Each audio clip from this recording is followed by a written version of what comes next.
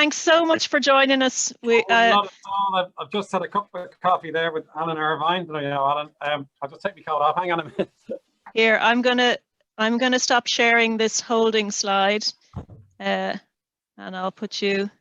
Right. So I'm gonna put you in the spotlight. If that's okay. Well, I'm not used to that, so that's.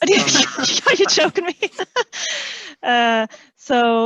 No, we're delighted here that Professor Luke O'Neill has joined us for a bit of a Q&A about COVID-19 in the classroom, and I went to just to get all my facts straight to welcome Luke to this webinar, and I don't think I can list the number of medals and awards that you have won, but we're very lucky in Trinity that Professor O'Neill is the chair of biochemistry in the School of Biochemistry and Immunology, and has been awarded.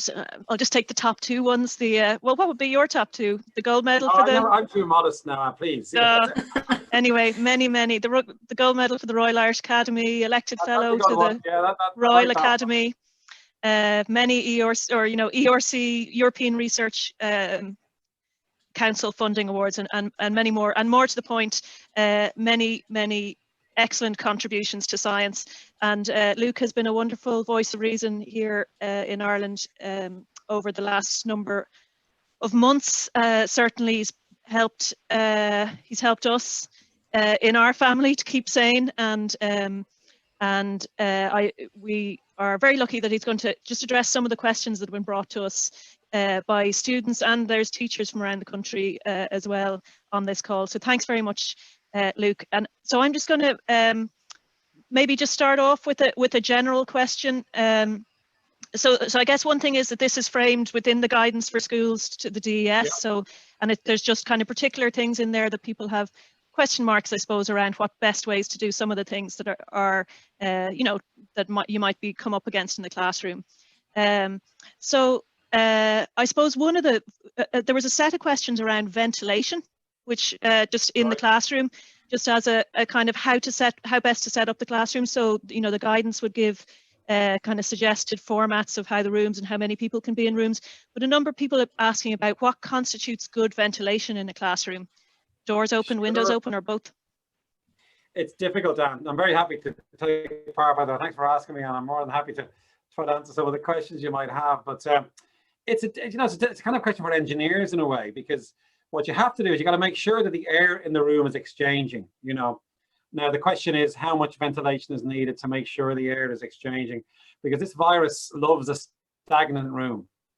So if the first thing I would say is, if you're worried that the air is a bit stagnant, then you're in trouble. You got to avoid stagnant air, because the virus is aerosol borne. We now know that the science has proved this over the past 4 or 5 months. It comes out when you speak. You don't need to cough or nothing, and it hangs in the air and just like a feather almost.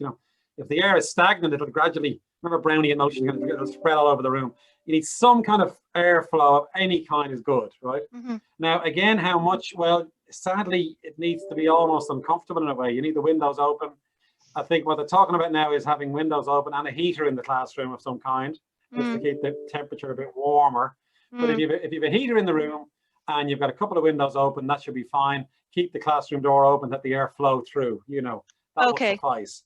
Okay, great. When you go beyond that into fancy ventilators, I mean, you can buy these very expensive, like imagine you're on an airplane. They are very fancy air conditioning machines, if you like, and they've got things called HEPA filters in them. And the HEPA filter will trap the virus. So that's a really good thing to have. The inside of a plane is actually very safe at the moment, because the air recirculates, and every time it goes through a filter, Now, I'm not sure if any schools can afford those, or if anybody has an air conditioning system in their classroom. Probably not. It seems unlikely, right? So, and in fact, with the windows, with the windows, yeah. And in fact, we had a couple of questions basically because, schools, they use a lot of their budget on heating, especially old schools. And so they're basically saying windows open, heat on. There's a question mark. That's what they have. And warm clothes. Warm clothes. I mean, this is tough, Anne. There's no getting away from it. It's going to be miserable. It's going to be miserable for this school year, I predict, really. And once we get to the spring, it's a bit warmer, obviously. But in the winter, I'm afraid you got to suck it up. You got to get them wearing their coats even. I know it's how that. Yeah. Get the windows open, bit of heat, so it's not freezing cold kind of thing, and just judge it yourself. I mean, if the room is uncomfortable, that's hopeless, isn't it? So just as long as you feel the air is flowing through the room at some rate, even a relatively slow rate, like a mild flow of air. The door has to, there's no point in having air recirculating and not going out the window. So hence have a door open or another, maybe an internal window open to let the air flow through the room, there was a couple of people asking. Remember, it's a mitigator. So I don't know what the mask policy is at the moment. Certainly wearing a mask, even a visor. Now we're going to see a change in the guidelines for visors. Visors are about half as good as a mask. It's still better than nothing, but the cotton mask is good. Get the kids to wear them, and if you can have a bigger mask, they can breathe a bit more easily. If it's not this conical shaped mask, I know it's very tough to get these masks, but certainly masks help as well. If you've got good masking in the classroom, it needn't be as fierce a gale wind blowing through then, because you're already mitigating with the mask. Okay, great. There's another question related to ventilation, but it's for classes like PE, where you'd have a lot of physical exertion, or engineering or construction.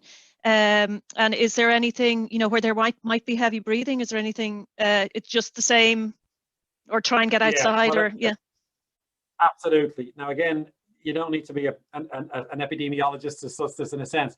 Outdoors is 100 times better. In fact, I'll give you the number. If you step outdoors, you lower your risk 19-fold of getting the virus. 19. That's a big decrease just by being outdoors, because the wind is even a mild breeze blowing it away. So PE should, I hate to say it, I just do PE outdoors. That's the first thing. Now, other activities, like in Trinity, we have practicals in the classrooms, in the labs here, Good social distancing is key. Remember, the distancing thing is part of the plan as well.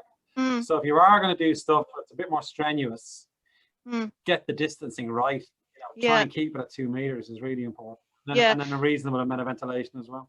Yeah, there is a question actually, and you'd probably have it in your labs, around benches, where students are opposite each other. For, should there be Perspex dividers, or is there anything best practice about that? The 2 meters is good. If the bench, if it's less than 2 meters, you're in a bit of trouble there for definite. Stagger it, just try to get a bit more distance between people is the idea. Remember, this is a bit of an imprecise science, in fact, nobody's done a direct analysis of this, but the more distance, the better. 1 meter might suffice, I wouldn't go less than that for definite, but it's slightly more risky than 2 meters, you see what I mean? But 1 meter is probably okay. I'll take a chance on that. And then again, good ventilation is going to help as well. Yeah, and actually staggering on benches, that's a good idea if you don't have the exactly. So there's a number of people that were asking about group activity, so group work. I just should say, a couple of people were asking around, just when you mentioned masks there, so the primary school children aren't wearing masks, but the staff are, and the post-primary are wearing masks, but I won't ask you to weigh in on that necessarily. That's the policy guidance. But anyway, just to move to kind of group work and practical subjects and so on. And I suppose it's that classroom environment where you're looking to get students to work together to a certain, as far as possible. And, what would be your guidance? It's always just around the distancing, is it? Or what would be, especially in post-primary where they have masks? The pod idea is still good, remember. Now we're trying to maintain that, aren't we, in schools as well? So you've got your classmates, stick with them all through the day, that's good. And if you're doing that, then again, that's a de-risker. So that's quite good. If there was a group of 4 students together working on a project, and they're together all day or whatever, and they're in the same little pod, that's good. You can then begin to not quite relax it, but make it a bit more easy. But certainly the distancing is key to this as well. You don't want all these heads together. Look at lice is a great example, that spreads between people. So no, the distancing is needed there as well. And again, good ventilation. If you can move any activities outdoors, that's great. I know it's hard for some of these things. Outdoor activity in the winter, it's going to be a challenge. But any kind of cleverness in terms of using the outdoors is good. If you are indoors, it's okay to have groups in a big, say, gym, because there's better spacing there. You use the bigger room strategically if it's possible.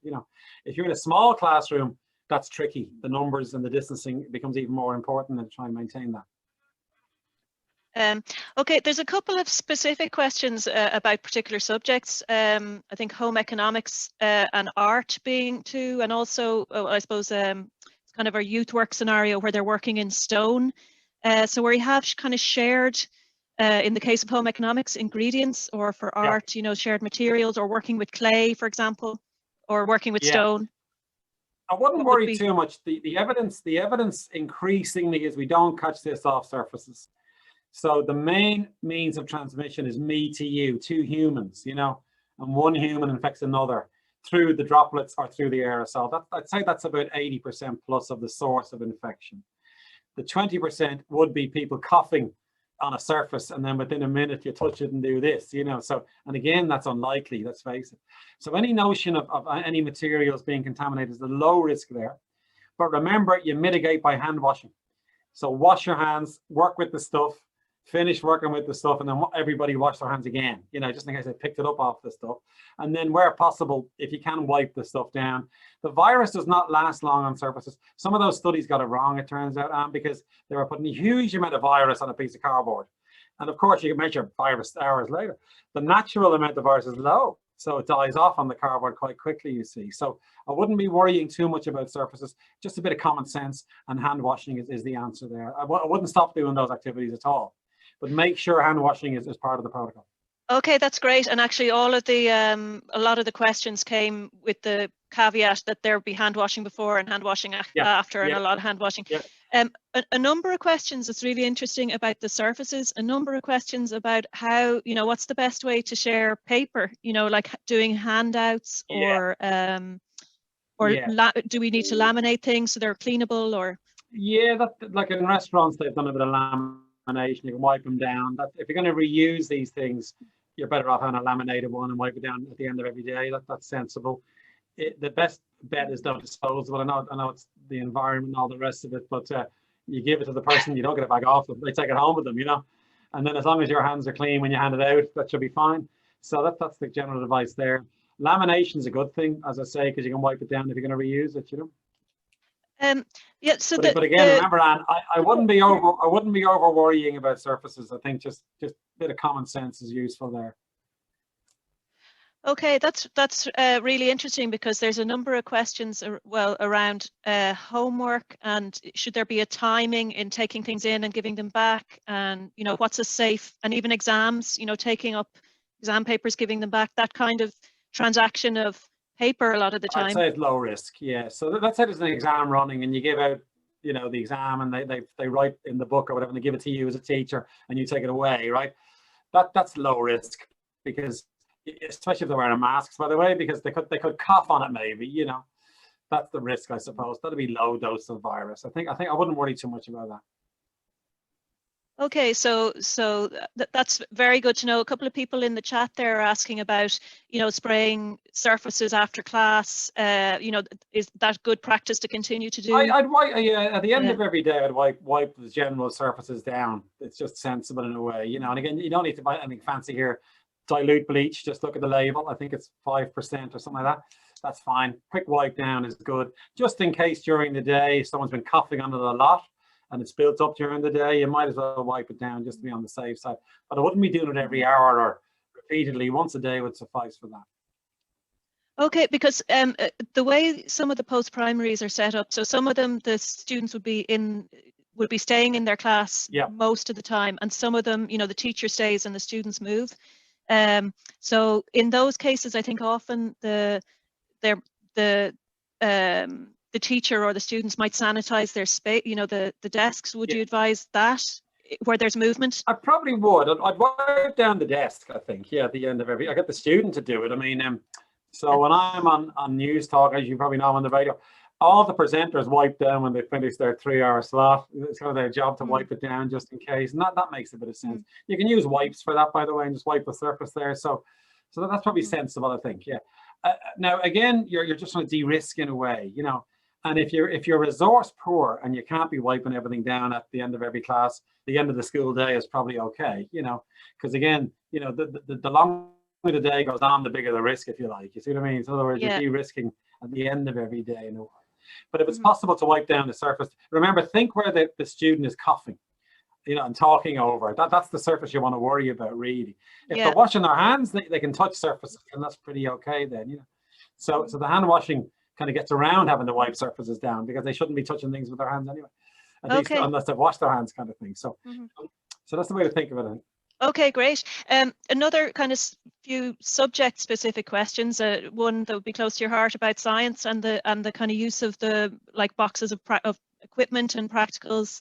You know, how? So again, that's just a question of wiping them down between class, the end of class. Yeah.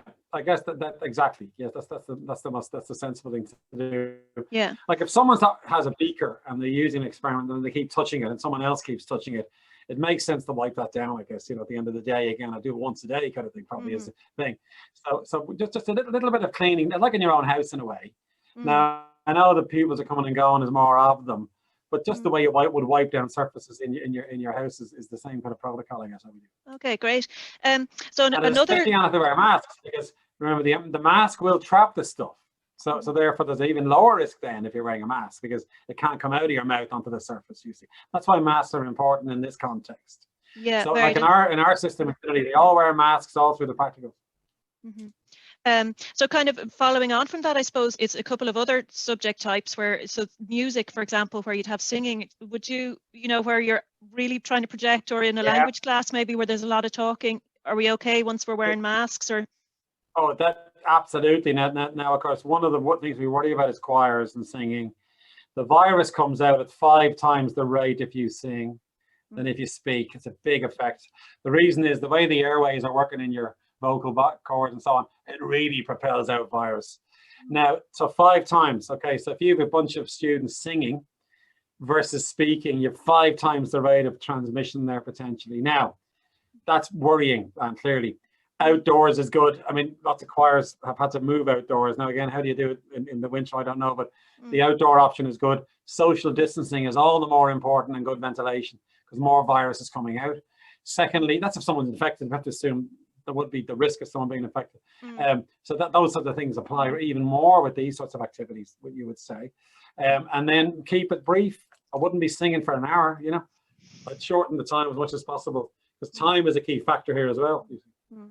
So we'll be asking all the music teachers to go to percussion and string instruments instead of voice. Bang on a drum is much better than sadly singing, Okay. And if you can sing with a mask on, that's great. That's a challenge, isn't it? I think singing with masks is tricky. Yeah. Visors, I wouldn't be recommending visors for a singing class, because remember, 50% comes out anyway. So even though you're fivefold, you're down to 2.5 instead of 5. That's still 2.5 times what speaking would do. So. Okay, great.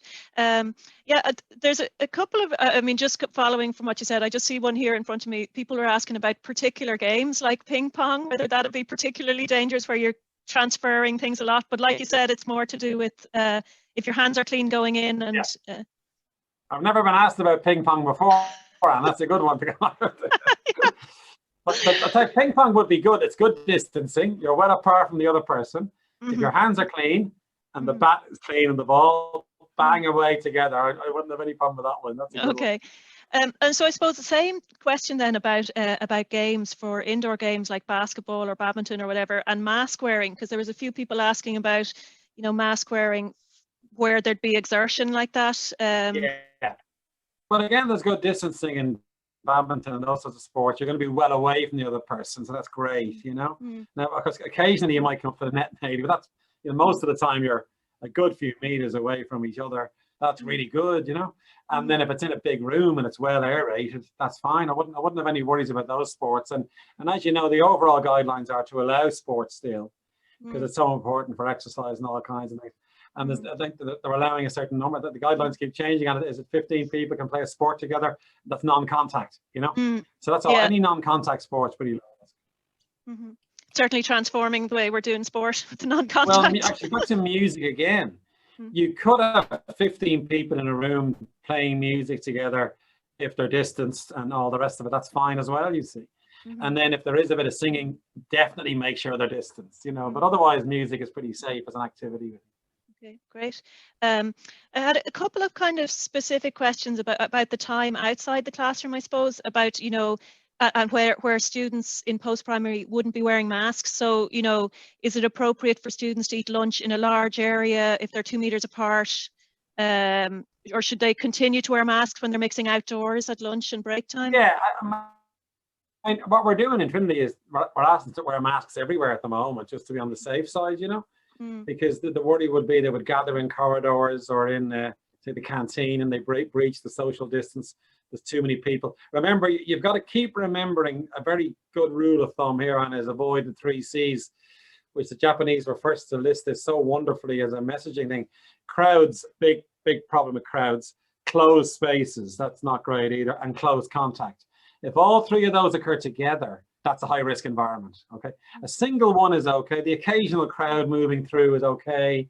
There isn't much, the contact is lessened per over unit time, say, but if all 3 coalesce, then you're in trouble. So we can't have gangs of kids in a canteen all hanging out eating food together for an hour, especially if there's poor ventilation in that room, you see. So they can eat their lunch outside, I would say, and maintain the 1 meter rule is the best advice there. Mm-hmm. Okay, and yeah, so the same there goes for supervised study, I suppose, which would probably be a lot more less movement, but I guess the same thing you recommend with masks. Same thing again. If you're in a well ventilated room, there's good distances wearing a mask. That's a pretty safe thing to do. Mm-hmm. Okay, great. I'm not sure if you're the person to answer this because it's more of a voice coach question. Any recommendations about projecting your voice through a mask? No, honestly, God, it's not a bad question to ask. I think it's hard to do, isn't it? I believe there are some masks are better than others. The noise transmit that the aerosol gets trapped, but the sound gets through. You could experiment with different kinds of masks. Some of those surgical masks, maybe the sound gets through. The trick with this, I think, is to have quite a big mask. As long as the mask is sealed here, right around here, you can have a big thing here, like that, like I'm saying there. A mask that far out, it's okay. So again, that might be better for singing. Okay, yeah, great, very good advice. There's a couple of questions. I've seen some great masks, Anne. I mean, the people with respiratory problems don't have to wear a mask because they can have trouble breathing. They do well with the bigger masks because there's a bit of air now. This gap, say that much between me and the end of the mask. Mm-hmm. Those are the masks maybe to wear for singing, I would say. Okay, yeah, and for comfort, yeah. A couple of questions about people fidgeting with masks essentially, and should you is the main guidance just sanitize your hands straight away? I know you're supposed to treat them carefully, but if your hands are clean, you can touch your mask because the hands are clean. That doesn't on them, And as I said, the risk of touching a surface and doing that's low risk. But the advice overall is try not to be fidgeting. It's very hard, of course, but try and not touch the mask. I think it's all about how good the mask is, and if masks get a bit loose, people are inclined to pick at them more. If there's a good fit, you're less likely to touch them. So it really is about, I suppose, how good the mask is. I mean, regular cotton masks are fine. They can be tight enough to your face, But certainly the less the mask fits, the more likely people fidget with it. Okay, yeah. Just about hand washing, I think in primary people might have more access to sinks, but in secondary it'd be harder, to do the proper hand washing. Are hand sanitizers adequate for that? Well, they are, absolutely. Now, my advice, every time, and this is outside school, every time you see a hand sanitizer, use it. If you walk into a shop, get a squirt going. Keep doing it. It could be 3 or 4 times a day is good. And those little ones you carry in your bag and you squirt, they're fine. Any of those, hand sanitizing is just as good as using soap and water. So there's no problem using hand sanitizer. Mm-hmm. Okay, great. Some of the classrooms, certainly at post-primary and even primary, I think, have Perspex screens. So the teacher might be behind a Perspex screen. Would you advise wearing a mask behind that as well? Or is it a bit like... Well, it's like belts and braces in a way. If you have a screen there, that will trap stuff. So that's quite good. Now that's one thing to wipe down, by the way, because you're going to be spraying on it. There could be a risk of the virus building up there. Mm-hmm. But if you can wear a mask and have a screen, that's belt and braces is the best way to put it, but it's not essential. If you have a screen, that should suffice. Especially if there's good distance, of course, remember as well, and that's good. Mm-hmm. There's a couple of questions about transmission between staff, but as in that it can be difficult to manage social distancing in corridors and so on. Well, if it's brief, again, the timing is the 15-minute rule is a good one, actually. Try not to spend 15 minutes in that situation. If you're walking up and in a corridor path, that's fine, passing each other. It's low risk. Mm-hmm. Remember, it's all about trying to get an idea what risk is. And it's a complicated thing to get your heads around in a way. Certain things increase risk. Time with someone is going to increase the risk, Mm-hmm. A single contact with someone for 5 seconds, that's very low risk, So it's that kind of thing to keep in mind. Okay, great. I suppose there was a couple of teachers asking what they can do to kind of stay protected themselves, especially if they're feeling vulnerable. What would you say is the maximum, how best to manage in the confined space? Well, you got to wear a mask. That's the one thing, of course. There's an order behind this, by the way, Anne. Distance is the biggest thing you can do by far. So distance between two people is the best mitigator, because it's all about spreading from person to person. So you've got to try to maintain a distance between you and the pupils and your colleagues, I suppose, as much as you can. Try and keep the 2-meter rule. If it's 1 meter, good ventilation is even more important. It'll blow the stuff away. So distance is your first thing to keep your focus on. Hand washing is next, interestingly. Just keep the hands washed and make sure we're not spreading it through hand contact. And then masks is number 3. All you can do is maintain those 3 things. Now, the 4th thing to maintain is your own immune system. That's your best friend of all, remember. Because if you get infected and you have a good immune system, it'll clear the virus and you won't get sick. I mean, it sounds obvious, doesn't it, in a way? So keep your immune system in order. Now, what do I mean by that? Good night's sleep, as best you can in these troubled bloody times, I know. Now, there's good evidence for this scientific. Good night's sleep, number 1. Try not to be too stressed and anxious. Low-level stress is really bad for the immune system. How do we de-stress? Exercise helps with stress. Watching a movie, whatever you enjoy doing, even a glass of wine occasionally is fine. De-stress is really important. Thirdly, a good balanced diet. Don't be eating junk food as much as you can. Like most things anyway, we're recommended to keep a good balanced diet. Number 4 is vitamin D, interestingly. And if you get a bit of sunshine on your skin, fantastic. You make vitamin D. It's no harm if you're older. If you're over 50s, 60s, take a vitamin D supplement. There's more and more evidence that vitamin D is a really useful sort of weapon against this virus anyway. So keep all those in mind and you'll be fine. Again, if you worry too much about it, that's going to damage your immune system. So try and not be too anxious. What I just described there would be a safe thing to do. Keep the distance, keep the hands washed, wear a mask where you can, and keep your immune system healthy. Okay, great. And actually, there was a couple of questions from parents with the same, how to keep their kids, well protected, I suppose, and it's the same response. Well, we need a new campaign, and I think people are getting sick of the radio ads, aren't they, and the TV ads, and we're all going, not again. So the HSE will have to roll out a new campaign. And I've got a catchphrase, which I've recommended to them, that they might ignore me. But the catchphrase is, careless contacts cost lives, okay? So there was a campaign in World War II, careless talk cost lives. Careless contact cost lives. What's careless contact? Too close together, spending too much time together in a confined space, overdoing the socializing. Now you've got to have some socializing, obviously, for your mental health and all kinds of things, for parents especially, I mean, there's plenty of socializing in schools, that's okay, but just keep reminding your children, and all of us have to do this, and our teenagers especially. 6 months, it's going to be tough. I've always, they got to have some hope at the end of the tunnel. 6 months, we're going to have to keep up with all of this. If we let our guard down, the virus might get in, and just keep reminding them is the essence of it. Yeah, it's a good, it's keeping me going. It's very tough. We're all getting sick of it, aren't we? It's a long one into our head. I think if we can prepare ourselves psychologically for the next 6 months and say, look, we just got to do these things. Yeah. Like, you don't want the misery of keeping your windows open, your classroom, that kind of thing. But there is an end in sight. It's going to be a time limited, this activity. So. Yeah, there's a couple of questions related to special education. So there was a few in particular from special schools that I might put to you separately, because they're kind of very particular kind of cases, if you like. But just in terms of supporting children and young people in the classroom who might have special education needs, or who you might normally, approach them and work with them closely. Like, how would you best suggest that? And in some cases, the children might not be wearing masks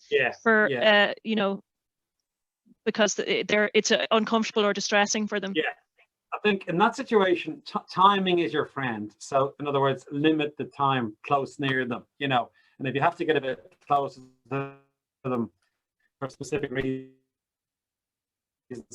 that's okay, as long as you don't hang around too long, is in essence what we're talking about. So in other words, you can take a bit of a risk on having a less of a distance if you limit the time, because the time is a key factor at increasing risk, you see. So that's the best thing to think of. Obviously, if you can maintain the distance, that's better. But if you can't, it's okay to have a transient interaction that would breach the distance rule, that's okay. Okay. I suppose kind of related to that is about students who would be in, or schools that would have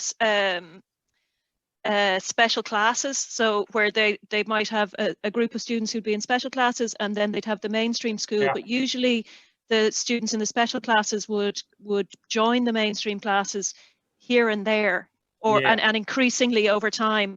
And you know, it's obviously really positive for that to happen. But how would you manage that with the pods in the mainstream classrooms and the pods in the special classes? And they're just wondering, is it something best to avoid, or?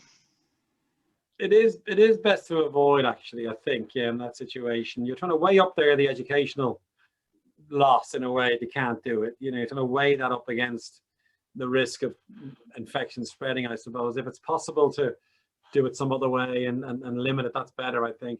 If you have to do it, again, you can have any number of people in the one room if you like, as long as the distancing is in place and the good ventilation, all the things we're discussing, you know. So, and if it's in a bigger room, the better. I'd certainly, if there was a mingling in that situation, go to the gym with it, or if you can, obviously that mightn't be practical for some people, but I wouldn't be crowding them. I wouldn't try not to breach the distancing guidelines, is the essence of it, and then you can allow this mingling to happen. Okay, great. There's a very good question, a kind of a particular one again about kind of common bringing people together. One is about break times, when they feel like the break time everything just goes to hell, essentially. Yeah.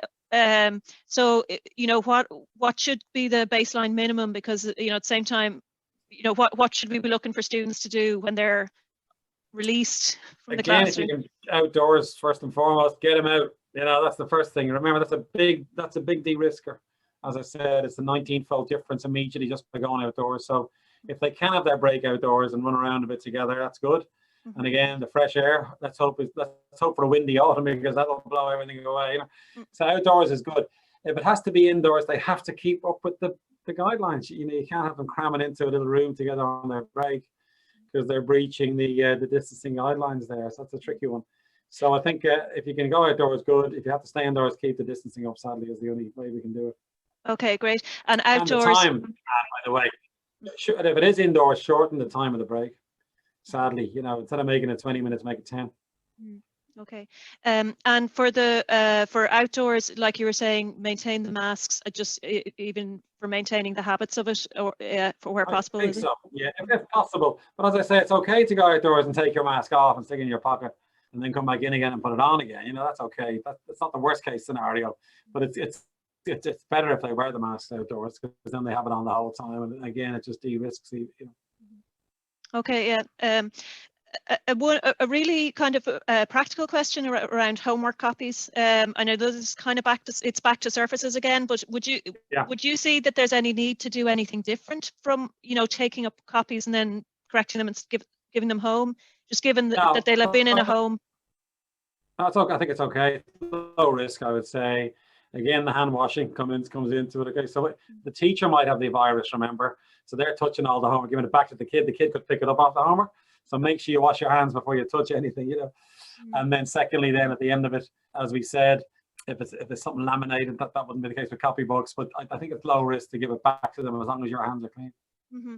Yeah, because I know in some schools they have a kind of a 72-hour policy where they might hang on, they'd collect them, let's say, and leave them for 72 hours, and then the teacher would take them, correct them, and give them back 72 hours later. It's just, you know.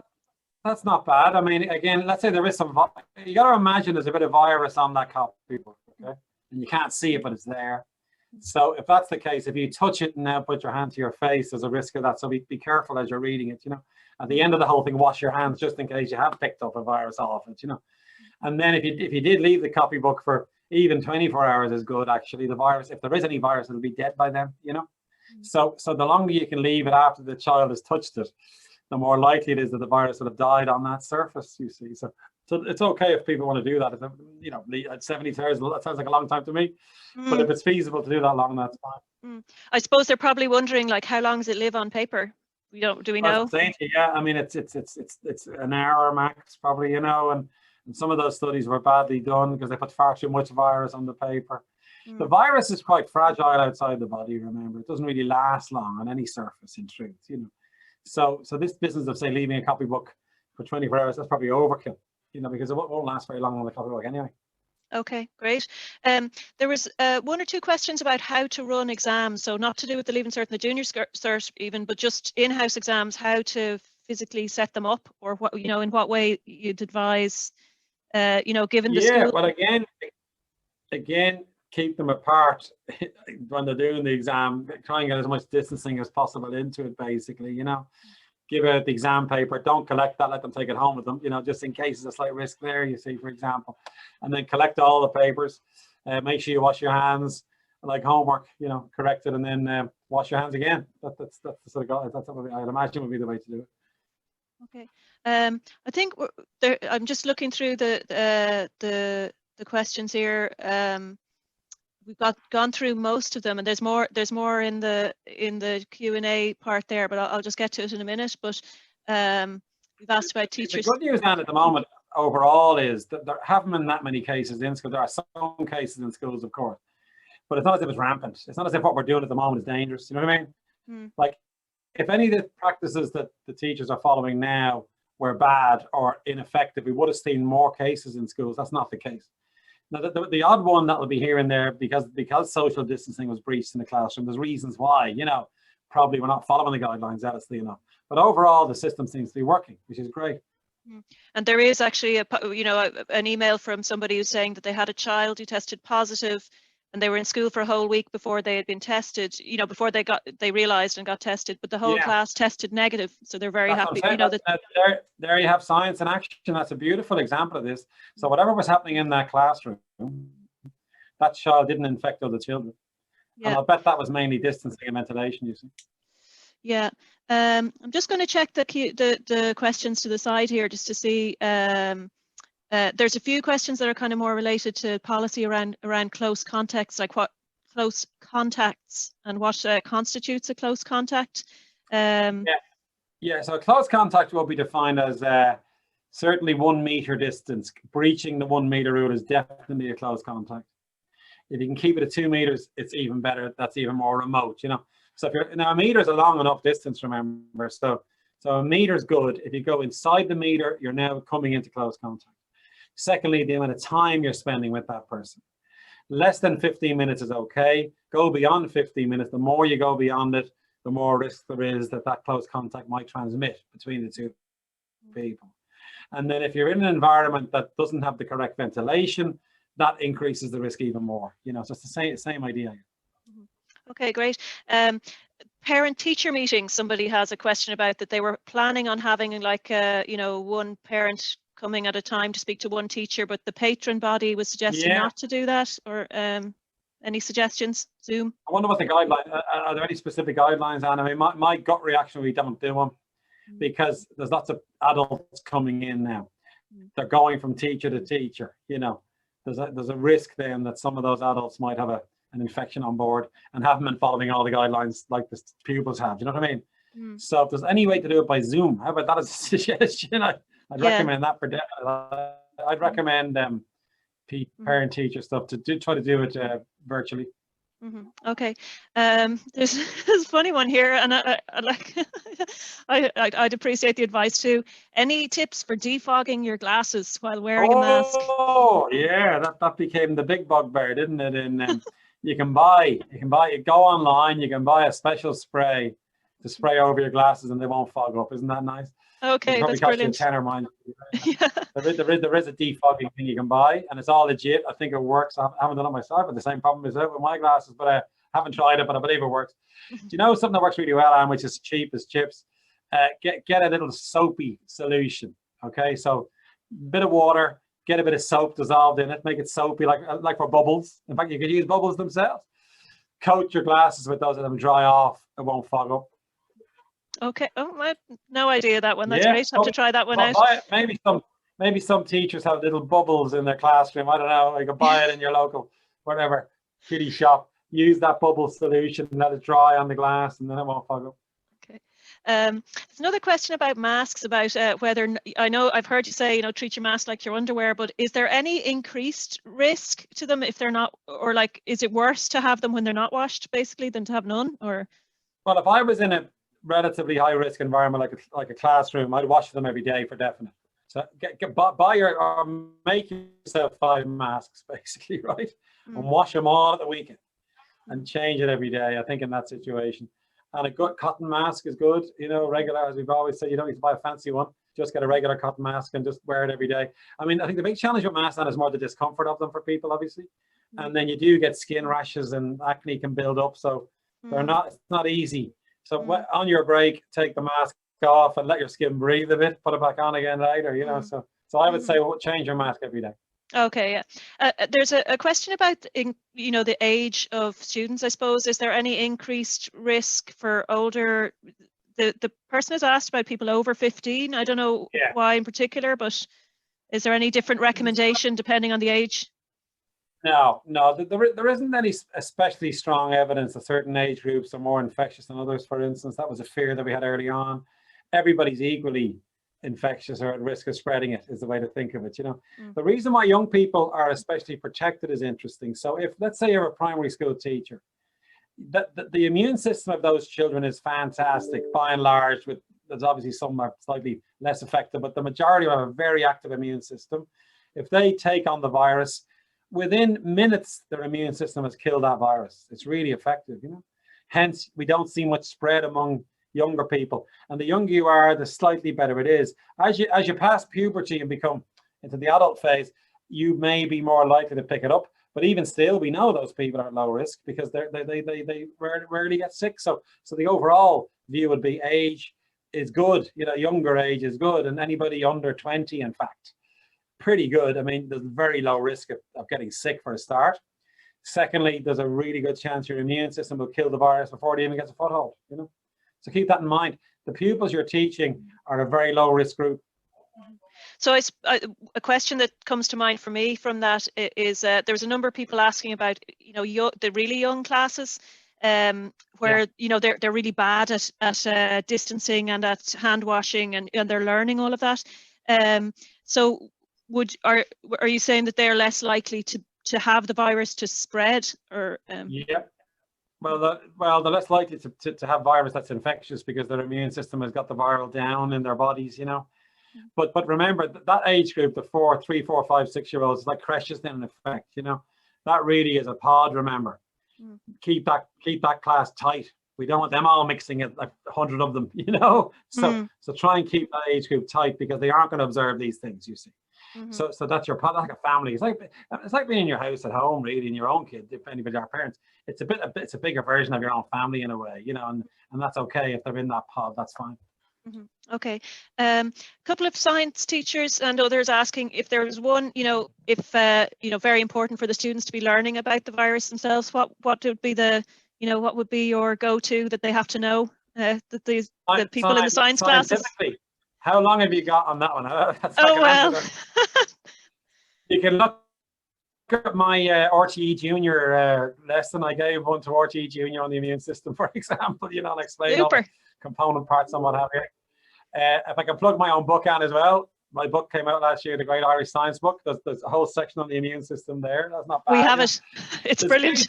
There's huge online resources. If you go into YouTube and just search for the immune system, you'll get great little videos and films, and they'll tell you all you need to know about the immune system. I mean, it is an intensely complex business, but some of these things are brilliant, you know.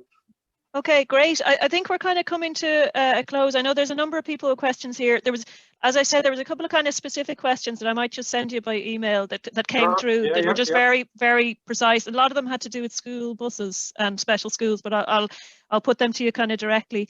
But I think the last thing, there's just one about bringing students out and about. Are they a danger rather to the public? You mean like on field trips and stuff, or? Well, yeah, if you're bringing them out for walks or trying to get them out and about, you know what? Yeah, that's good. I mean, remember, you're trading off the benefits of these things versus the risks in a way, obviously enough. So, get them outdoors is great anyway. Keep them as if they were going for a walk with their family in a way, you know, it's fantastic. and just keep an eye on them. We don't want them all ganging around some shop though, buying cans of Coke and hanging out for a long time together, you know, trying to avoid that. But certainly outdoor activities of any kind are great. Okay, great. Would you recommend the flu shot for teachers, given that they're in that close environment? 100%. 100, and you get it for free now in your local pharmacy. Even get into your pharmacy. At least there's several pharmacies I've noticed walking around that have them. Get in there and get that flu shot, because it's very important for two reasons.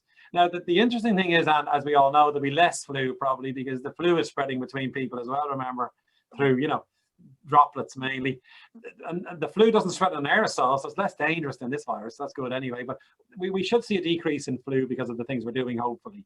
But the flu is a very important thing to get. The reason being, you could be unlucky, you could get slightly severe. We don't want people ending up in hospital with the flu as this COVID thing begins to get more prominent in hospitals, you see, because it'll overwhelm the health service. Secondly, you don't want the two viruses at the same time.